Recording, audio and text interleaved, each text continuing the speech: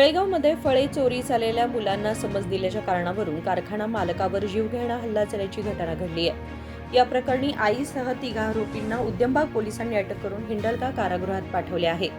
अनगोळ बेळगाव येथील रहिवासी गुंडू हणमन्नवर यांच्यावर हा हल्ला झाला असून मलप्रभा जमीन तहसीलदार आणि विशाल मुल्लगिरी अशी अटक करण्यात आलेल्या आरोपींची नावे आहेत। उद्यमबाग येथील पद्मजा इंजिनिअरिंग प्रॉडक्ट्स कारखान्याच्या आवारात ही घटना घडली।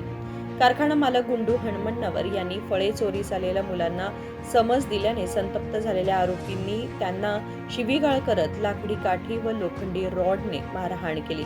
या हल्ल्यामध्ये गुंडू हणमन्नवर यांच्या डोक्याला व डोळ्याला गंभीर दुखापत झाली असून उपचारानंतर त्यांच्या प्रकृतीत सुधारणा होत आहे।